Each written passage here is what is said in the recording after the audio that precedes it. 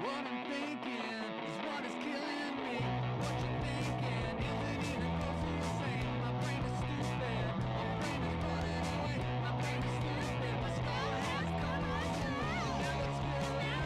Now it's spilling. Now I'm spilling. Spilled on the floor. What I'm thinking is what is killing me. What you're thinking isn't even close to the same. My brain is stupid. What up? Holy shit. Yeah. We've made it again. We're here again. Yeah. That's my musical. Yeah. Very short It's- musical. The world's shortest Broadway musical. It's in development. Oh. I see we're developing this. We're now. developing it. But the development has run into some roadblocks of Like me right not now. giving a shit. Yeah, I was gonna say you saw the first roadblock, Yep. Yeah. which was The just producer, who's me, just is not getting along with the creator, director. Yeah, creator, who's also you. who's me. Yeah. Yeah. I gotta tell you, we are having such a hard time with remembering what Yeah. we were going to talk about this week. We feel but like we have things to talk we about? did. Yeah. There was something I was, like Couldn't have a been like that a important. light bulb Yeah. in my sleep. I said, I remember you saying I want to talk about that on IO, but I don't remember the thing that preceded that. right, and nor do I. So what we're gonna do, we decided, and I want to be also truthful and say that, of course,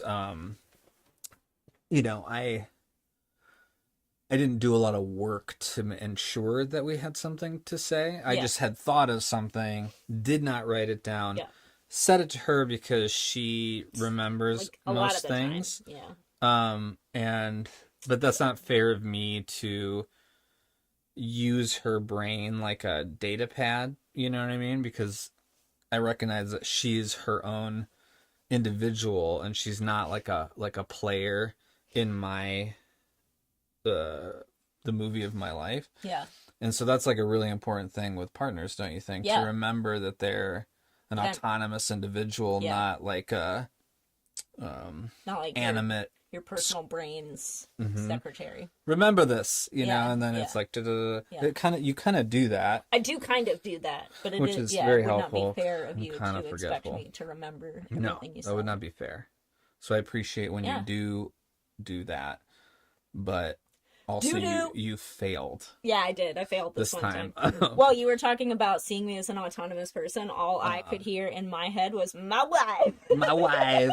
Oh, I did it. I said I wouldn't. I tricked you. You did I trick tricked me. you into a Borat impression. That's I think that, like, it's not evil, but it's on the like fulcrum. It's leaning slightly. It wasn't morally positive. No, was no, it? no. Yeah. Well, We'll call it chaotic, Yeah. neutral. may chaos take the world. Yeah, okay. Well, we did watch something hilarious. Yeah. Which is I did remember what I was going to say about this though. We watched this movie which was a made for TV movie. Yeah. Is it Mazes and Monsters? It is. Mazes and Monsters. Mazes and Monsters. Yep. With Tom Hanks. 82. I did not see this when I was a young lad. So this, I'd known he was in some piece of trash, but I'd never seen it. Anyways, because it's also hard to get a hold of like old TV movies, as you might imagine. But anyways, it's basically like a PSA. It's like an after-school special PSA about the dangers of Dungeons and Dragons, and it is like my generation's Reefer Madness. Yeah. It really is like Yeah. as silly as something could have been when Reefer Madness came out. Like as silly as that could have been, it was, right? And things moved forward in the 80s so that they would never have been as theatrical and silly as Reefer Madness, but in their own way. Mazes and Monsters is exactly the same thing. What's even funnier about Mazes and Monsters in this context is like it's not as insane as the Satanic Panic, also of the early 80s, like late 70s, early 80s. You know, rock and roll comes around, drugs come around. You've got Satanic Panic, Mazes and Monsters, like, I feel like the pitch room is like, okay, so you know how everyone's like freaking out about Satanism, and there's like been cult, murders and things like that. What no one is talking about is Dungeons and Dragons, which, related to me making you make the board out joke, Dungeons and Dragons, right? It seems like even they were like, it's not like all the way over in the satanic panic category, but it's definitely on this side of bad. Yeah. And then they wrote a book. It's based on a book. It's based on a book. And the movie's so bad that an adaptation, technically. That book is a piece of shit. Yeah, it's a piece of shit propaganda. And so someone wrote a book about this insane thing, and then they made it into like an hour and 20-minute long afternoon and special. The book, and this is not, by the way, spoiler alert for a thing you'll never see. Trust me, you'd rather just talk about than actually see this with your eyeballs. Is this, like, it's all the kids are affluent. It's there is not a consequence in the world. They're all like super wealthy, like old money families. Like, that is like a premise in it. So clearly the author, it feels very biographical about his rich kid who has doesn't have to do anything, so becomes addicted to Dungeons and Dragons and ends up jumping off a fucking bridge or a building or something. He tries to kill himself because Dungeons and Dragons blurs the line between reality and fantasy. Absolute nonsense. Same thing with, like, the video games where causing gang violence thing. Like, same exact thing. And really funny though. Long story short, had no idea. We went in just being like, oh, it's like an old fantasy movie. I've heard people talk about it being a Dungeons and Dragons movie. No, but no one accurately described what this movie is, which is about a college kid who literally fucking cracks. He loses his mind because he gets addicted to Dungeons and Dragons. And his, like, rich parents are pieces of shit. And he's just like, my life's horrible, and he fucking cracks. It's great. Choice bad acting from Tom Hanks. I know he's not actually a knight, but he is in this household. We really like Tom Hanks. He's amazing. Very good actor. Some of the best, worst performances of Tom Hanks' career in this movie. He's got to do some high stakes after school special shit. There's this one scene where he's crying on a payphone in New York City, and the voice that he used in that scene will never leave my It's possible that someone out there, it's possible, I'm not saying likely, it's possible that someone out there is too young, who's watching us, and is too young to know what after school specials are. Oh my god. But when most of us were young, there were these shows that occurred from 3:30 to 5:30 before the news, after school, for all the kids that were not doing something extracurricular or whatever, you're home, or you were in a grade where that you just, like, came home. And so, like, instead of it being,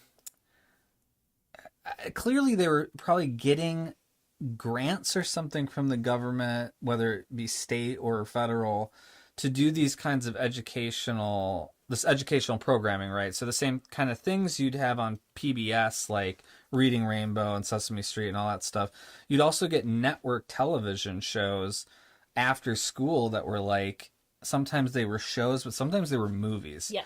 And they were always, like, pretty cheesy, as you might imagine. They were kind of melodramatic, and they're funny, right? Because most of them are bullshit propaganda. Like, they're addressing subjects that parents don't want to deal with their kids, not like things kids need to learn, you know what I mean? And they're very skewed.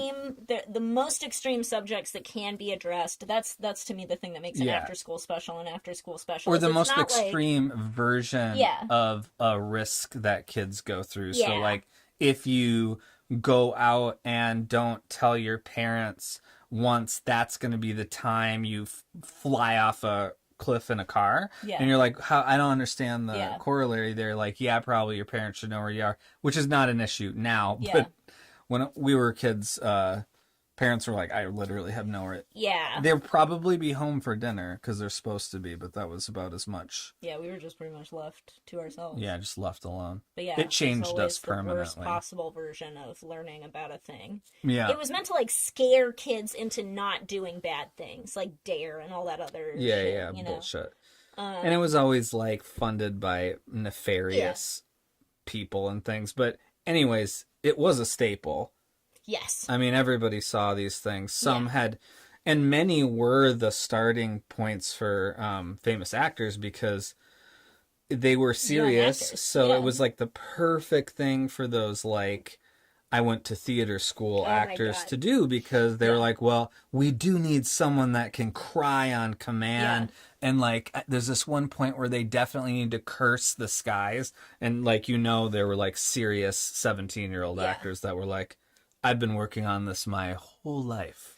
And so that's what you get in these, is bad to mediocre high school and college actors enacting fucking hilarious scenarios, usually carelessly, like irresponsibly.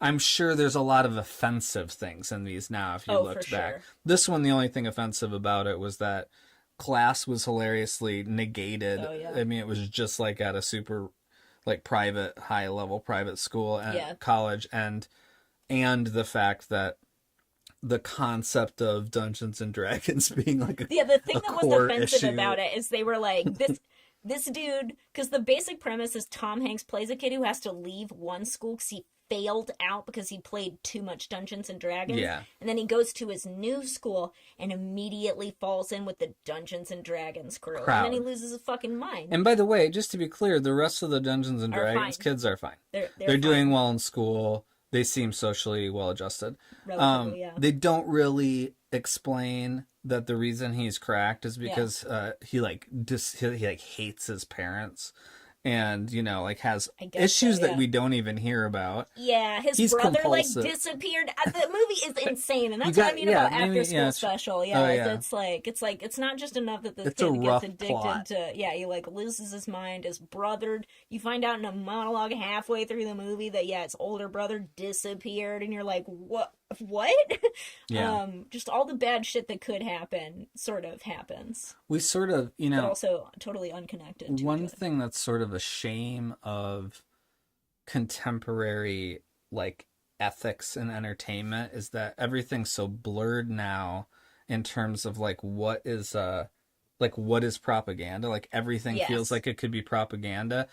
I really miss when it was just it was really obvious because they were like, people hadn't learned that they can throw their ethics away for any commerce, and that you should do that and like just do propaganda, is basically how the world we operate in, like everything's advertising, and basically just trying to like, make you not be able to deny its existence until you buy it, kind of thing.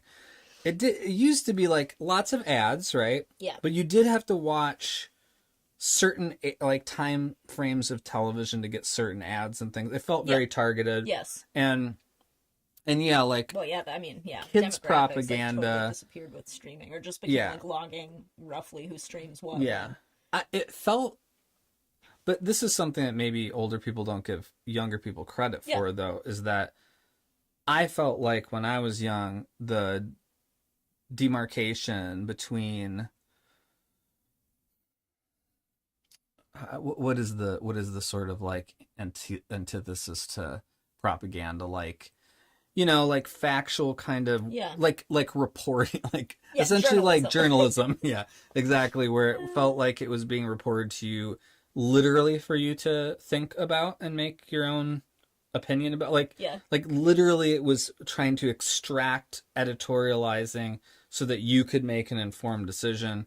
But now everything's so propaganda because like advertising is just propaganda. Yes, and the world has become advertising. Yeah, and the world's like, idiocracy should not be so true, right?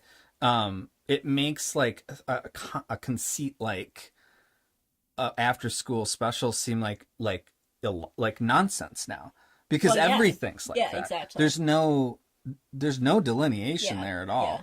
So it's kind of funny now to live in this world thinking back to a time when they were like, and now you're gonna learn something, kids, and then do the dumbass propaganda. Propaganda is always either the best that something, like or the worst, best or the worst. Like, it's like narrative hyperbole. They're selling you on the positives, or they're deterring you from the negatives. My mom is watching right now. Hi, Mom. Hi. She put in the chat that just like in the heyday of after school specials, nice to know even now where you are and that you're okay.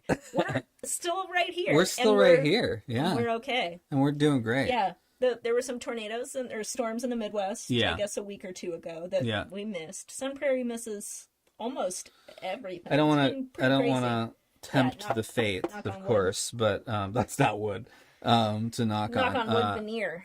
Knock on Little veneer. known fact that's actually the saying. There's a lot of weather Yep. here because I didn't grow up in this specific. You grew up on the other side of Wisconsin. Yeah, and it was kind of like a little like bluff valley that the insulated. Yeah. Yeah, well, and the glaciers kind of cut out a bunch of areas that were kind of shielded from weather, so I didn't really think of Wisconsin as, I don't want to say violent storms, but sort of like, whatever, severe weather. There's a lot of severe weather, I guess the categorization. But I always thought of that in Iowa and Indiana, and of course, as you get into like Kansas and Oklahoma and those states, and Missouri too. Yeah. Speaking of your mother, like there's some shitty weather there, like pretty violent weather. It feels like that here, but for whatever reason, storms just like miss us. We're also built into like our house is in the side of a hill, and it's amazing what that does to cut off weather because the hill's not super tall, but it does go above our house, the hill that we're on. So you can see the tops of our trees blowing like crazy, but then down by the house, it's like a little bit of a breeze. So sometimes I'm surprised when I go out and it's like winds whipping at 40 miles an hour or whatever. Windy as fuck all the time, but not that windy. I like the wind. Not tornado windy. You like the wind? Yeah, I like the wind. I've never been in a windy. Yeah. Yeah, this is you're what right. we're talking about on IO tonight. Wind, whether you like, how about you? You like the wind? Let us know. That's the smallest of small talk. It's not though. It's a way. I'm gonna use that as my next weird small talk scenario question. What do you? What's your stance on wind? Just do you like the wind? No, I'm gonna phrase it exactly that way. You like the wind? You like the wind? It's kind of windy here today. Do you like the wind? Just the subject of the wind. Like a specific amount on you. I like wind on me. Yeah, I like cool. Anyway, let's start this meeting. Exactly. Yeah. I like a 10-mile-an-hour wind. Yeah. Yeah. Let's talk about miles per hour. Let's get down to it.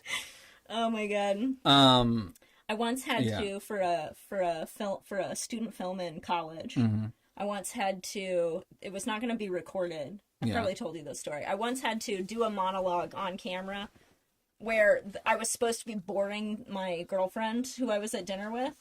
You weren't going to be able to hear what I was saying, but I had to monologue the whole thing. So I looked up like the most boring things to talk about. And it was everything I talk about. And it was everything you talk about. No, one of the number one things was travel routes. So I just went on this long tangent about like the bus and like having to switch from this bus to this bus. I find like that kind of interesting. No, you don't. Oh. No, you don't. Dreams were another one. Most boring. You're talking about your own dreams. That can be pretty boring when someone accounts a dream, especially it's like when someone tells a story that doesn't like wrap up. It's one of those things that it doesn't honestly, like a lot of people are sort of have like innocuous, boring stories. Yeah. I don't know if that bothers me, but occasionally you'll have somebody that is fully unaware that their stories don't have an end. Oh my god. They don't actually have a period. They have no punctuation. Mm-hmm. There's no like they're not driving towards anything. No. They're just recounting something that occurred technically. There's usually like a cause. Yeah. And then not an effect. Yeah. Of it. Yeah. Other than they told you. A cause and not an effect. Yeah. Mm-hmm. I haven't had a story told to me like that in a while. You know? Yeah. I would remember them. That's the thing I would come home and report to you. Just be like, somebody told me a 4-minute story that had no conclusion at all. Yeah. And the way my brain works, we always talk about this is like a fun, like very distinct difference in our brains. is that she's always taking in inconsequential information. I'm taking in all information and trying to decide whether it's consequential or inconsequential. And my brain is really, like, I would argue it takes in quite a bit of information, but boy is it selective. Yeah. Totally. So stuff will just, like, I'll be staring at something and I'll just be like, I saw it, but it did not register because my brain was like, you know what I mean? Yeah. What was I talking about in reference to? What were we just talking about? Dreams, or stories. People talking about long stories and them having no end. Oh, yeah. Well, that really triggers that part of my brain desperately, because if somebody is getting somewhere and my brain is like, and, you know, like, and then and it gets nothing, my brain's like, we should kill him. We should kill this person. They gave me nothing, and I'm like, brain. Our video if we say we're gonna kill someone. Oh, for legal purposes, this is don't. It's a joke for legal purposes. Yeah. No, I'm not. I can't. My brain is under my control. Yeah. But it is. I wouldn't even call it an intrusive thought. I wouldn't really want to kill someone for telling a bad story. I'm just saying, my brain really panics in that moment and wonders if it's like a Lord of the Flies scenario for it. Yeah. They don't know what to do with that person. Does meaning not exist here anymore, and I can do whatever I want in this scenario? That's what happens, correct. Yeah. It spins out into like a flurry of... it's in a different headspace at that point. He said as he went nowhere with the story... But always coming back around. Yeah. Still didn't remember that other thing though. I still didn't remember the other thing we were going to talk about. I finished, is it ever finished? I finished the pedal board and the whole recording setup. It's really beautiful. I'll put up a picture. I don't know what I'm going to do. It's a stream. I would have needed this ahead of time, but I didn't prepare. Shout out to, what is it? All media. Yeah, any and all media in Madison. We're going to look it up and make sure we're reporting correctly. Yeah, any and all media. Any and all media in Madison, Wisconsin. Because we filmed part of our black and white episode that was like a Clerks send up. So we were using old, like, vintage equipment. Looked great, very exciting to shoot it on that stuff. Because it has been fun. I think we've talked about this before. It's been fun to try to go back to some analog creative equipment, because AV equipment. Yeah, because it really, well, you don't have to fake, it looks how it looks, and it's attractive aesthetically for anyone who kind of like lived with that stuff in those eras. But as with always with vintage stuff, it's hard to work with sometimes. There's some problems. We got the footage back, and it was rough. Let me teach you something stupid that you did not ask for quickly. Oh boy. All right, so everything now we record on is digital, right? So it's like SD cards and all that shit, SSDs. One era back before the like VHS cassette and analog tape, there was this thing called digital tape. It came in a few different forms. When talking about camcorders and the like, it was called DV or like mini DV. And so they looked like tapes. They were tapes, but they were digital information rather than an analog image being stamped into the tape. So the good part of that, right, is that the image is cleaner because it's sharper than old analog VCR shit, or Betamax or any of those things. The problem with it is the way that it fucks off, specifically, is not like cool and analog where like the tape just kind of degrades and you might get some warbles, but like you're just like, oh, that's just character. The way DV digital video fucks data off. moshing is really what it data is. moshing, Yeah. but not in a cool way when you're doing a scene. Like, you cannot fix it, right? Yeah. So we did all this work, and it sucked to do all that work and then see it come back with this data moshy shit. We would have been able to make it work.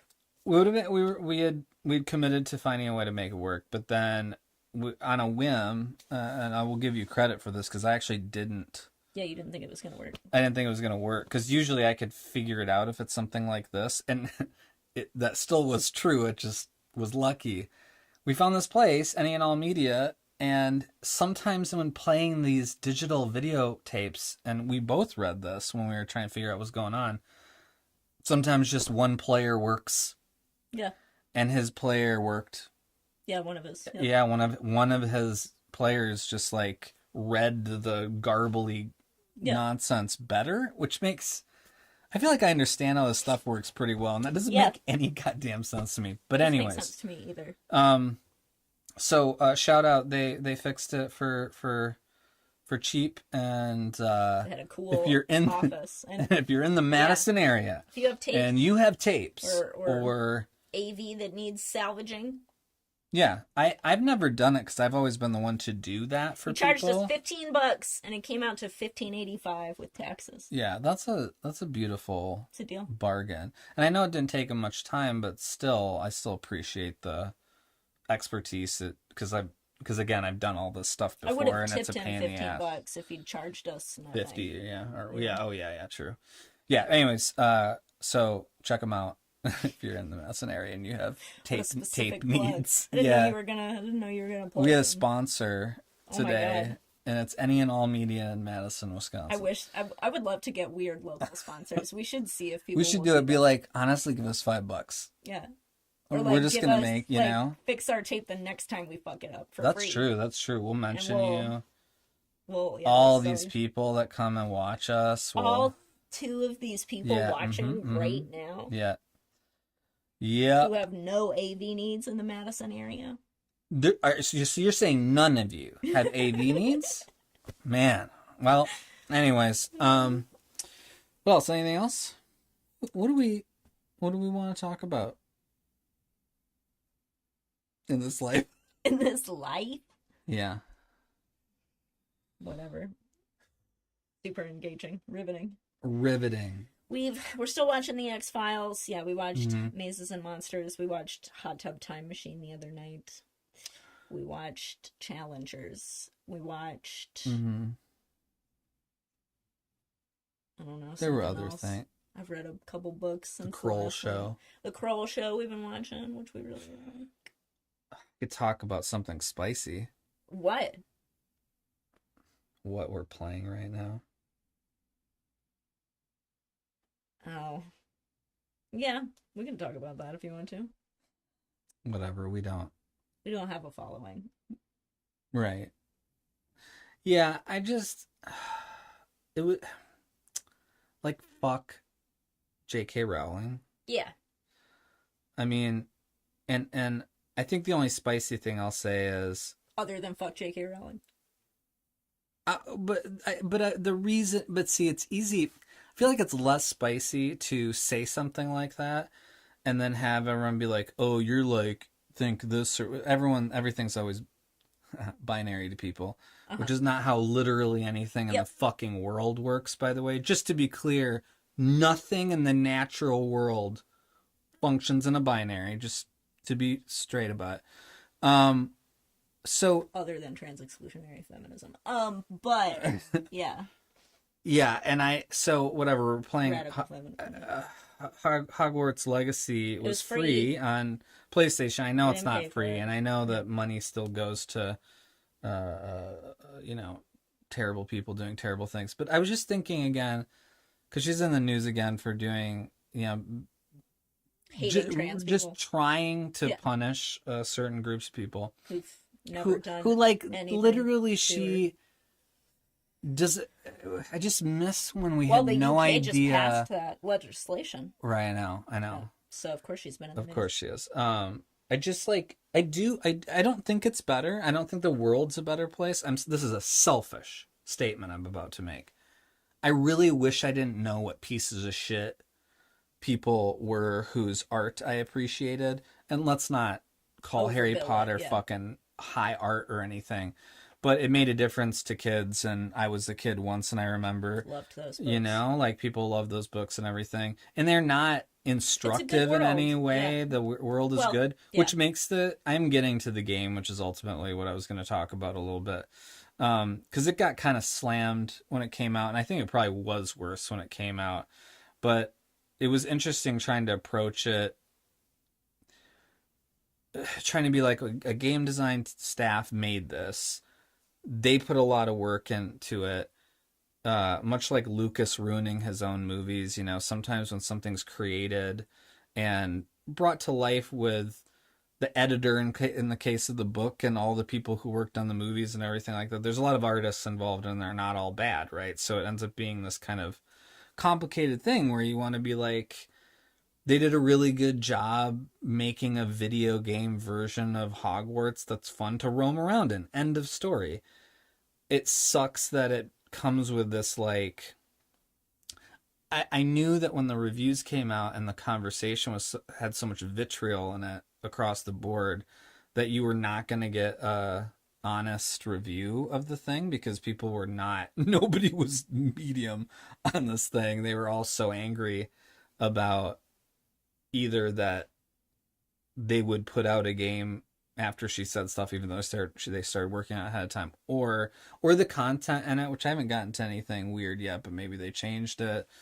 Or people were like, you know, all these people have all these problems with, you know, J.K. Rowling can do whatever he wants. It's like, yeah, she can be a terrible person. Anyone can be. It sucked because, like, the thing that people worked on gets really tainted in my mind. Like, it sucks to be somebody not affiliated with J.K. Rowling working on Hogwarts Legacy. Yeah, a huge amount of people. Yeah, and I like Avalanche as a studio in terms of what they've done. What else have they done? I feel like the last one they did, it's another third-person game. Are they the ones that did? No, I'm thinking of the ones that did Titanfall. I'll have to look. Yep. Oh yeah, look it up because I forgot about computers. Oh, the Mad Max game, right? The Mad Max game was the last one I played that I thought was like... Mad Max is one of those like underrated video games of the PS4 era, I think, last generation. Yeah. Way better than... I mean, it was one of those that people were like, hey, have you played... Oh, it like came out the same time as fucking Metal Gear Solid 5 or something, got just like destroyed. Completely, yeah. Anyways, Avalanche. Good company. I always think of the Avalanche in Final Fantasy VII. Good company, and yeah, just like it sucked. I was reminded as we were playing it because I kind of like it. It just sucks when that happens. It's like so gross. Yeah. So gross to make something with and for. Because like nothing in art is made without other people, even if it's from the observation of the other people who have influenced you in your life. Like you're not like you're not really an individual in your art. Like that's a egotistical, psychotic feeling, you know? So it sucks that someone can like become a specter over their own creative enterprise. It's like really grotesque to me, and I've enjoyed. It's my kind of game. It's like very cozy. It's fun to go around Hogwarts. It's fun to shoot magic at shit. It's fun to do the different spells.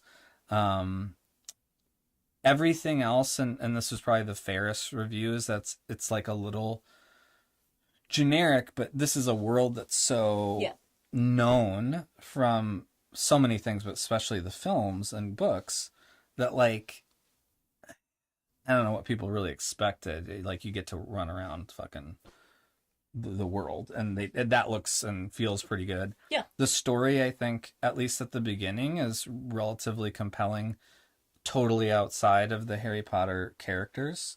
Oh yeah. You know, it's it's no more boring than the better Ubisoft, like Assassin's Creed games, not Valhalla, but like, Odyssey was not bad. I don't think anyone was like, Odyssey's a bad game. It's a blockbuster, you know what I mean? Yeah, it's totally. a mainstream thing at this point because I think it's fun. It's just tainted. It's so tainted. Yeah. It's so weird to grow up with something being so foundational to who you are as a young person. Yeah. And have it completely overshadowed by an adult who can't work their own shit out. Well, and they clearly have gone somewhere else. Like this clearly, like this happens obviously. That's what I would say too, is like Harry Potter's not perfect. And I went back and I reread it as an adult, I think literally the summer before all the shit about her being a TERF came out. Mm-hmm. I didn't do it as an experiment to like see if they held up because of her right. Bigoted views. I did it as an experiment to see if it held up from loving it as a kid. Yeah. And some of the writing is good. It's got problems. Like, characters of color are present, but never dimensional. And there are some weird gender things that pop up in it that like, you don't think of as anything until you know how somebody feels about gender. And there's a difference between that and someone being, like, instructional or manipulative with their language in order to propagandize something. So, like, that's not really, that doesn't feel personal. It feels like someone who has personal shit that they apparently would really like to say, but it's not really the place for it. That's the way it feels. But, I mean, also, I think it's another one of those things where, like, you get this work of art before something like that has really even entered someone's consciousness in a fully formed way. Yep. And it is different than, because I read whatever her first adult book was, Casual Vacancy, that was like an adult mystery. Mm-hmm. And that shit was racist. You know what's interesting? But by then it was like a scandalous kind of thing. Yeah. And it's weird to try to engage with some. The best part about Hogwarts Legacy is it doesn't have anything by J.K. Rowling other than the structure of the world, which was always the best part. That plus the overarching positive message of, like, no matter who you are or where you come from, you too can do something great and something sort of for the good of others. Why are so many of my fans so It's so weird for that to be completely pulled out from under you as an adult and to have this, because it does feel like a specter is just hanging over everything. Can I just make an assertion that I don't give a fuck if somebody is, like, in disagreement, because I'll die on this hill. So many people who were already not great people. Oh, yeah. Motherfucking crack when they get fame, all the power they can handle, which is often not a lot. Like, you can just be the fucking manager at your own dumb business and become a huge fucking asshole because you were always kind of waiting for it. Yeah. You know what I mean? And so what sucks about something like that with that amount of power is that she is inconsequential. You know why she's inconsequential? Because so many people don't fucking agree with her at all. Yeah. And will never live their life in accordance to any opinion she has on that subject. So she means nothing. Zip. The problem is, because of lucky, because it's not like other people haven't created worlds that people have liked. Yeah. It's luck when things. Baby. Yep. Ooh, yeah. Ooh, it's got to be like, that's a roll of the dice.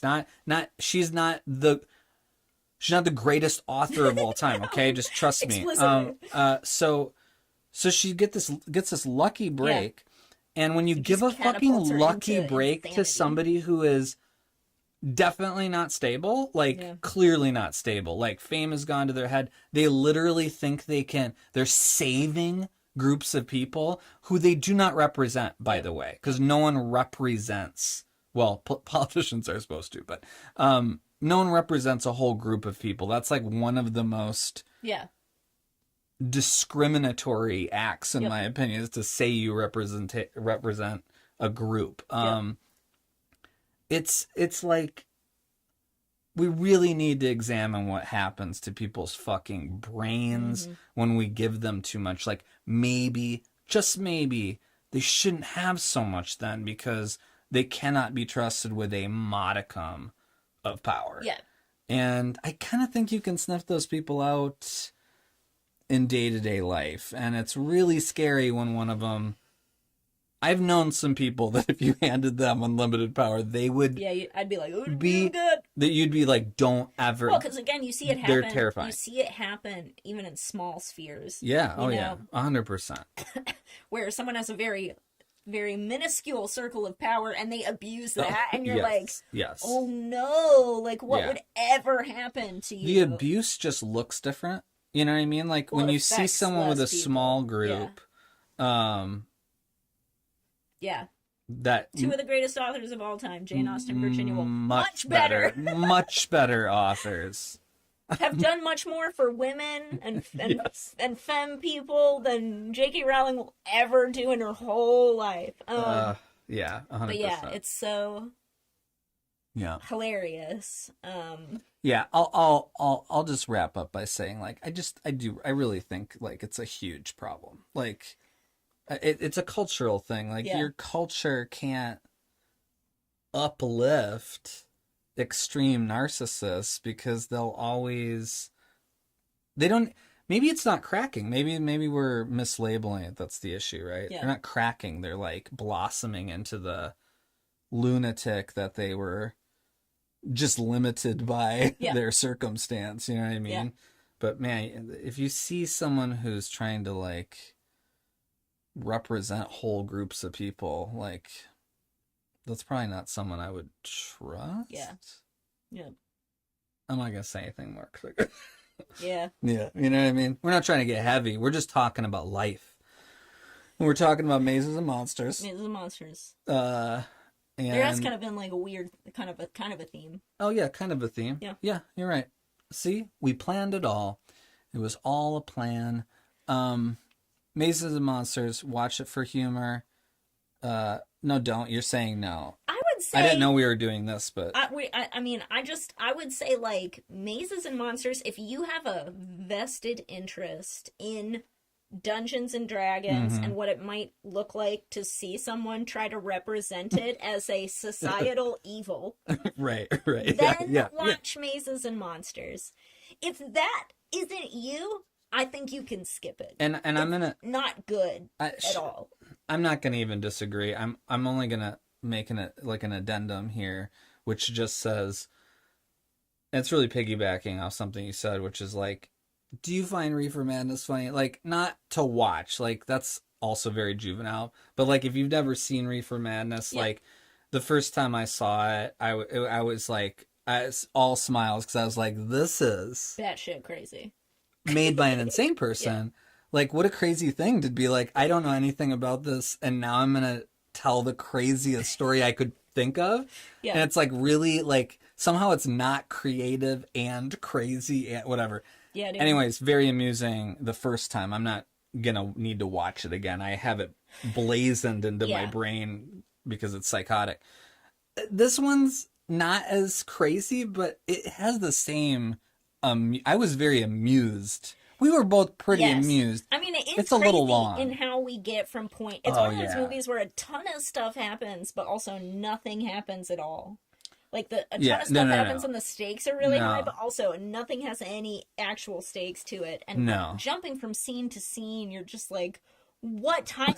what is the time frame? Is it? What's happening now? There's this one part where we're meeting everybody and it's the end of the school year. Yeah. And then I shit you not, there's like a scene just tertiarily in the summer. Yeah. And then we're right back at school. Like there's no explanation. You're like, how does time move in this place? Why did we need... What are you talking about? And it was clearly like a bad book adapted poorly situation. But anyways... I think it is amusing if you like... You don't like watching things fail like I do. No, We talk I'm about this not sometimes. I never have been a like so bad it's good kind of person. You're not trying to watch The Room. No, I never have watched The Room, despite Mm. it also being a cultural zeitgeist that was like targeted like right at me, basically. No, a lot of people who have watched The Room many times. I don't But get yeah, that. That's weird to me. The money times thing. I will say that like I think where we really differ is like I will definitely watch something infamously poor yeah, once because I do find the sort of like I'm always like it's always like fast saying how something could get so bad when someone's trying, you know? Like that's a yeah, fun The sure, Room is fun to watch like what could have happened. They did it. They did a whole movie. Why would they have done that? yeah. And like Troll 2 is one of my favorite examples of that, which I is think the just yeah, so we funny. watched that together. Oh I think yeah. the way I would actually put it is I don't ever seek out that experience. Sure. So I would maybe watch something that I know. I probably would have watched The Room as like you have to see this absolutely crazy movie because that always interests me. But The contrarian in having it you. turn into you have to see The Room because it's so bad it's I good. I'm know. like, well, I'm not trying So to. it's just because you're a contrarian. No, but also that's what I'm saying is like I think if someone had been like The Room is the most hilarious crazy movie I've ever seen. Like Yeah. the incoherence of it and Yeah. what these people are doing is insane. Like you should watch it. Much more intriguing to me than it's so bad, the Yeah. writing's so bad, the acting's so bad that you have to watch it. Because I'm like I only get this one life to live, so I'm not trying to go into something that I know other people think is bad. I'm not just quite as precious as you with my time. There's a lot of good shit out there. No, And there's a I'm lot of just good saying, shit. I'll watch some bad shit en route to finding some good shit. But if you tell me something's bad, unless I have an interest in it for myself, I'm not gonna. Here's the watch it. snottiest thing I'll say. About what the conversation we're having. No, right I'm now. talking about myself. Oh, okay. Yes, the conversation. I, you know, I'm pretty picky, obviously. Yeah, I'm also picky about the shitty things. I like a refined piece of shit. Like I like yeah. a tragedy The piece that of is a shit's gotta be beautiful worthwhile. piece of trash that you're like, I know it's trash Yeah. and has no value, Yep. but look how specific this trash. How did someone take so much time to craft this trash? Yeah. I'm way in on that. Like this is Totally. like a lot of bad special effects are like that for me. For sure. Like some of the old fantasy and sci-fi films that are actually not all bad, but the special effects are like laughably bad. That's a beautiful piece of trash that I really love. Yeah. And sometimes you get stuff that's looked at as trash. It's not actually trash, like Sure. Reanimator or something like that. Sure. That was looked at like trash, but it's like trying to be super specific and succeeding, I would say. The fact that you have great taste in terrible things is one of the only reasons why your interest in terrible things Doesn't like put you off. is acceptable to Okay. me. Yeah. Yeah. I accept that Yeah. acceptance because And this is why sometimes do when you like want to them. watch old school again, I'm like, that's a piece of trash to me oh yeah, no. that I'm not trying to watch multiple times. I think we can have one more short subject in us. We can talk as long as we want. We can talk as We can long talk as all we night. want. Yeah, that's Who true. cares? No one cares.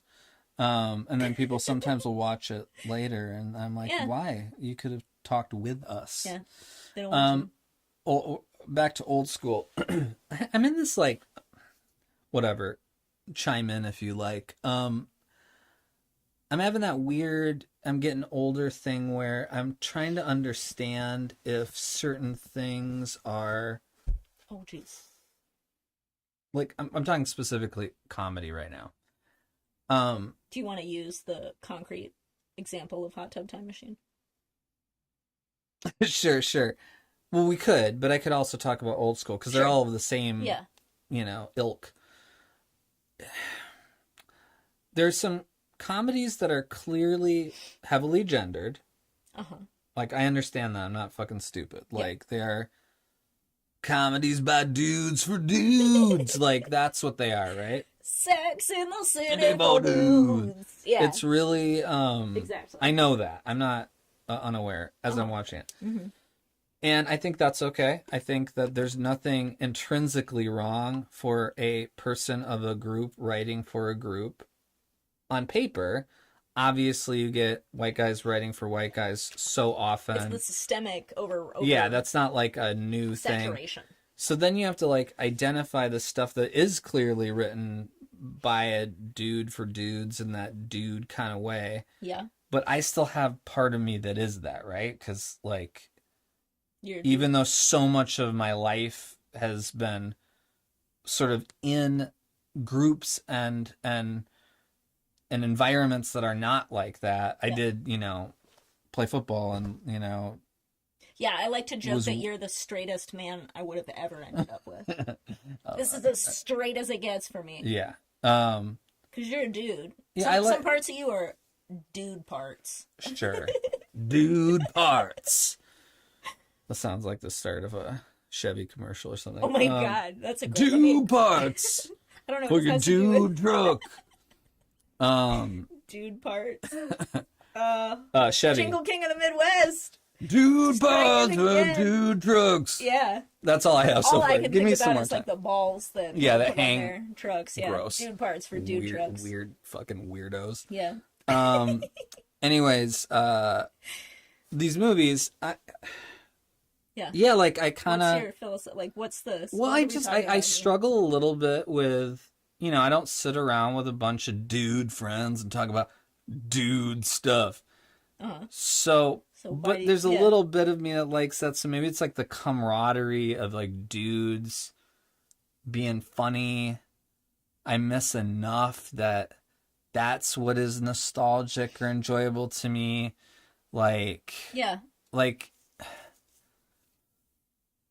I recognize the quality has like a serious ceiling on it. Like Old School's great examples. Yeah. Old School good. No. Does Snoop Dogg perform at their college party? Yes. And yes, he does. Will Ferrell at times is funny. And Luke Wilson. I think Luke Wilson has a couple moments that are actually quite funny. And so all that's true. Meredith Grey's in it. That's right. Her big break did not turn out. No, I'm just kidding. She's worth bajillions of dollars. Does she have a real name? She does, right? Ellen Pompeo. Right. Doesn't matter. She's Meredith Grey. But, and then like Superbad is Wedding Crashers. Yeah, I mean, there's You're talking about the 40-year-old virgin. And I guess here's the question. You ready for the question? I'm asking. I'm ready for the question. Are these funny? It doesn't count if you just are like, yeah, parts of them are funny. Well, no shit. They're comedies. Usually a comedy worth anything has funny parts. Sure. But like, are they funny? Like, what's a funny movie? Like, so many movies that are funny have holes. But there are like some classics that I would put way outside of this dude comedy, just like really funny. Like A Fish Called Wanda is one of my favorite examples of like a well done movie by itself, and it's fucking hilarious. Yeah. There's no like sad parts where you're like, get to the funny part or whatever. Hilarious people. Really great people. There's, my dad thought that movie was super funny when my mom was in labor with me. Mom, if you're still watching, that's right? Crazy. Yeah, I heard that story. Yeah. It is funny. Hilarious. It's so funny that your wife can be in labor, and it's still pretty funny to you. Yeah. But Fish Called Wanda is not a dude comedy. I wouldn't say. Is it not? I don't think so. No. So fucking good. And I guess that's because I think the thing. I think the way I would describe it to you, because we were talking about Fairly Brothers last time. Kingpin and the like. Kingpin, Dumb and Dumber, whatever, something about Mary. Yeah. It's not that they're, because I fall into that camp where like the Adam McKay comedies are, parts of it are, there's always a few moments to several moments that are funny to me. It usually has funny people. Yeah. It's just that 80% of the movie is not funny to me. It's not bad. Fluff. It's convenient, and it's funny. like roughed in writing. Yes, but I'm talking more about it's like it is always very gendered. It's very gendered. Usually in a way that's not fun for non-dudes I totally to get watch. that. I totally it's get not that. just like neutral. I actually think a movie like The Hangover is a great example, where The Hangover is a dude comedy, but it doesn't really have much to do with women. Like, it kind of does. Maybe I haven't seen the Hangover. Nah, I think it does the same way. I think it's the There's same always thing. a naggy wife. There's always some fucking hot chick. There's always some manic pixie dream girl who like appears out of nowhere and just I'm a journalist for Spin magazine, and where nothing, have you been all and I've my got life? a funny hat on, and it's just. I get it. It's not fun to watch a comedy where you're not laughing. And it's really not fun to watch when it veers into territory where you're like, it's the same joke over and over. This is a larger conversation too about watching preferences with couples and things like that. Oh yeah, for sure. Fish Call Wanda. Yeah. Funny for Dad, not so much. Yeah, I know. Do you have like a? Okay, it was very funny later. Good. Okay. Yes, I agree. Funny to watch once. Yeah, you do not need to rewatch that. I think my propensity to rewatch, first of all, I love to rewatch things because my brain just likes to. You do. I was reading something that was one of those things that felt like it was written, like I wrote it to give myself justification, which it was this thing about like if you indulge in nostalgia a lot, it keeps your brain really healthy because it's like digging, it's like taking a trowel. Totally. And you were like, that's it. I'm keeping my brain healthy by rewatching Hot Tub Time Machine. I need to remember what it was like when I watched Hot Tub Time Machine. Gotta remember. Yeah. I'm just going to stick to that's healthy for my brain. Yeah. But it is a search for why something was funny or not and whether it holds up in my developed... But, like, how did you feel about Hot Tub Time Machine, ultimately? We watched it for at least the second time that we've watched it together. I don't know how many times you've seen that fucking movie. More than that. Oh, no, I've never seen it without you. No, that's not true. You'd seen it before. No. We didn't watch that together for the first time. Yeah, we did. No. How? It's not that old. Well, okay. Didn't it come out in... Let's look. 2010. Oh, shit. Yeah, girl. Oh, girl. Okay, well... Then let's address that. I may have seen it one other time. I didn't remember it. This you told me about it before we watched it. Can we not make this seem like I love Hot Tub Time Machine? I'm trying to make a point here. I don't love Hot Tub Time Machine. This is not, Hot Tub Time Machine's number one fan right here. No matter what we verbalize about me having Twilight, good... Hot Tub Time Machine. This is not true. Faces and Monsters. I don't. What was that other one that you won't let me delete from? Won't let you delete it. Sometimes I'll like the Mario Brothers movie, the new one with Chris Pratt. Yeah, I didn't think it was good. Can we delete it from the You can delete it, man. Anyway, but I just want to hear. We revisited Hot Tub Time Machine. I have my own thoughts and opinions. Where would you net out right now if you had to answer? Is Hot Tub Time Machine funny? Oh, I don't even get to talk about it. I just have to, like, funny or not funny? Well, you said earlier, is it funny? It can't be, like, parts of it are funny. Is it funny, yes or no? Oh. You said no, funny. Just parts of it are funny. Yeah, no, it's not, like, a good movie. Yeah. No, but so it's, okay, maybe a different question then is, like, what value do those hold then if they're not, like, a good movie, but they're funny? Because there are certainly 80s comedies that are, like, influential in my brain that upon review are not that funny. For sure. But like Beverly Hills Cop is great. That's like a great movie. Yeah. It's funny, comedy action, nearly perfect. Love that movie. Totally. It has some dated things in it, like literally everything from the A's and A's, but for sure. But it's by and large a good movie and funny. But these other movies, the all the Adam McKay movies, but definitely something like Hot Tub Time Machine, which is not Adam McKay, but Rob Corddry's really funny. Yeah. He's funny. I love Rob. I really like everybody in it. John Cusack, love John Cusack. Yeah, I actually think all the actors are good. Daryl. Yeah. Who's on The Office too, and is he Daryl on The Office, or is he? Oh yeah.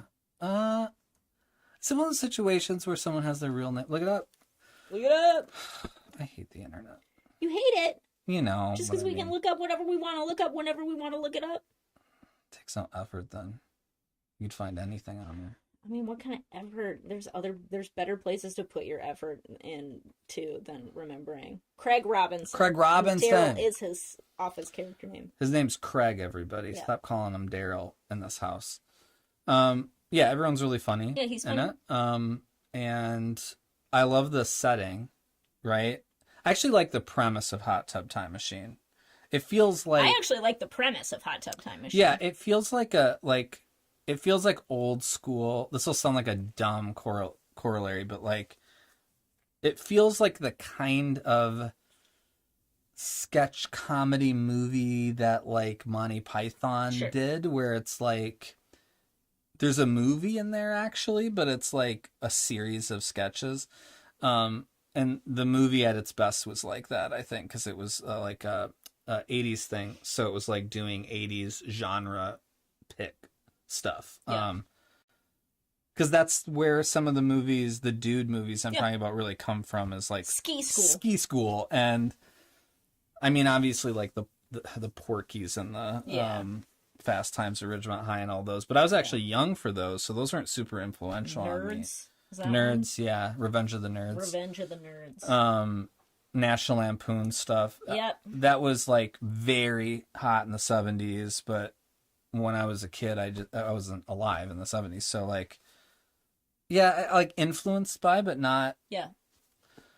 So my dude movies were a little later, you know, which is kind of the like, Anchorman's a little late, but that was in the kind of ballpark of the stuff that we were. You know what I mean? Yeah. So that's, I guess, where that comes from, the sort of nostalgia. So Hot Tub Time Machine, and again, I think did that really successfully by not being any better or worse than any of those. Yeah. Maybe that's where I stand on it. It might as well sit alongside. It's worse than Anchorman. Yeah. But what I was going to say about Anchorman is actually, I think part of the reason why I don't like a lot of those dude comedy movies is because they're just about fucking like everyday dudes. They're like realistic comedies, whereas Anchorman is sort of like a stylized. Oh yeah. That's what I like about it too. It veers more towards the absurd and less towards the guys living in a frat house trying to get laid and or cheating on someone, and there are lots of body fluid jokes and gross things happening. And to be fair with Anchorman, it does not hurt its cause that the primary narrative is about the first woman. Yes. Anchor and the dudes end up looking like fucking like being left behind in the 70s, that attitude, you know? I mean, flipping the dude comedy thing on its head. That's true. Yeah. It is a good movie for that. It does a good job with that, as dumb as it is. And man, you know what comedy I remembered that I absolutely loved at the end of middle school, beginning of high school, and it's so terrible. I know it would be like Little Nicky with Adam Sandler. Oof. I fucking loved that. I had the DVD. I've watched it so many times. My 7th grade best friend Lauren Ferry and I would watch that DVD all the time. Woof. And you know that movie's a piece of shit. Although in my defense, I will say, definitely veers more towards the absurd than like straight dude comedy. Like, you know? It probably does. I think it's terrible. Satan, and Harvey Keitel's in it. You're starting to go to bat here. Do we need to watch this and see if it's an absolute trash? Watch Little Nicky.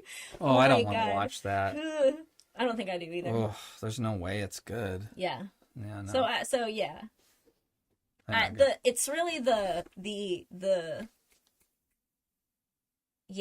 dude sex comedies are always just like, you're just begging for those to be some form of varying degrees of misogynist, you know, where it's like even that kind of like default misogyny where it's just that there are no women in it. It's not speaking to women. It's like so not misogynist, but whatever. Like let's make exclusive. One. You know, it's like, how do we do dudes. one? A dude comedy? That's not like, say I'm a dude. Yeah. And I'm like, tell you what I like: tits, poker, football. Yeah. Make a movie for me. Yeah. How do we do it? How do we not? But that's who it is for. No, I know, but if it's intrinsically misogynistic, how do we make one? But that's why I was saying fair? maybe they're not all intrinsically misogynist. They're just intrinsically by dudes. Oh, 100%. That's what I'm saying. I'm agreeing with you there. Oh my gosh. Some of them most of them end up having moments of misogyny where, again, if you're watching as a femme person, you're like, cool. It's only the 8 millionth time that I've seen a woman's body joked about that way, a woman portrayed that way, a woman, I know. But by and large, the thing that is always just like not funny to me is they weren't made for me. No, right. I'm not their target demographic. Yeah. I'm Little Nicky's target demographic. You're not. No, you're not. That's a different. Don't talk about yourself that way. Little Nicky is my favorite movie. We have great taste in this household. Yep, that's right. Anyway, that's input-output for this week, I guess. Is it? I guess we could wrap it up. Yeah, I don't really have... I still think there was something else I was going to talk about. Yeah, but it didn't come to me either, and it didn't come to you, which means it can't be... We'll talk about it next time, or we'll be playing Night Rain. Night Rain! Tomorrow. Getting on with Night Rain. That's going to be fun. I can't wait. That's going to be fun. Speaking of being the target demographic, as we've said on this channel, we are the target demographic for Night Rain, so all these reviews are coming out now that are like, Night Rain, it's actually fun to play, and I knew it from the moment it got announced. Yeah, but to be fair to everyone who had trepidation about it.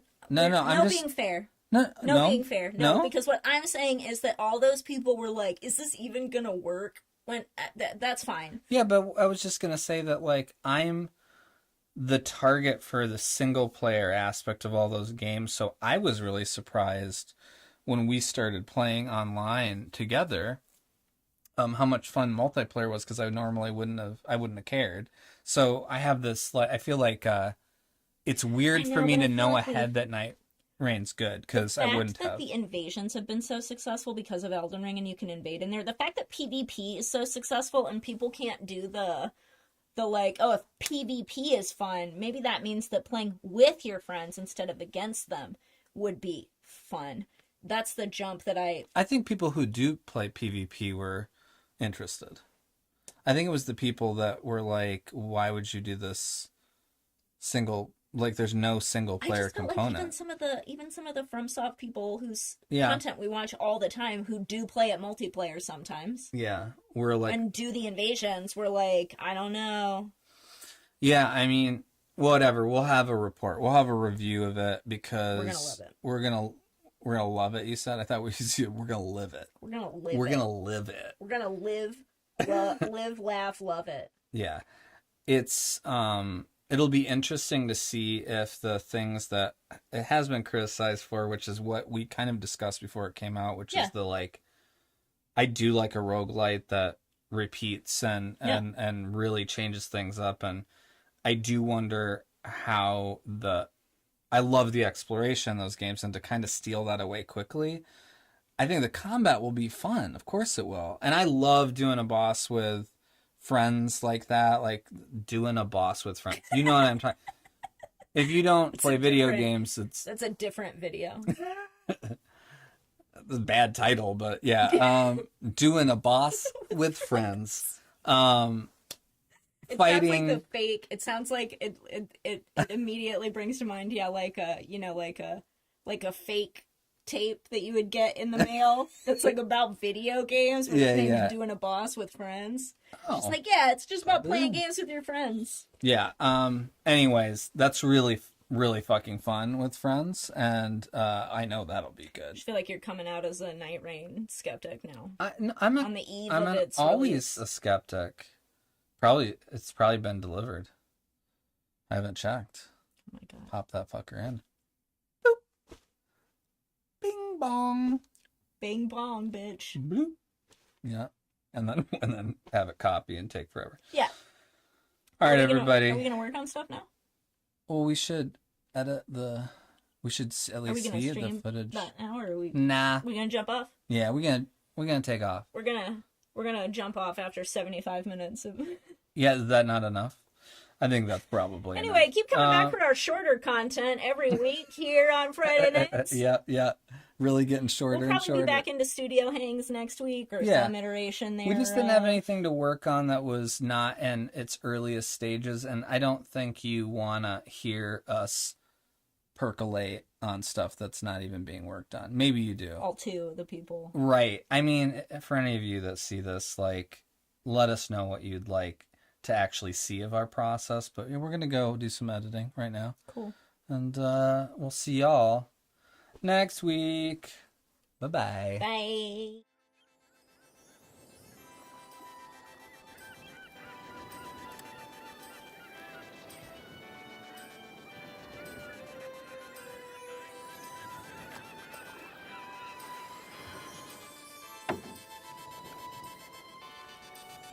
巡る思考がまた落ちる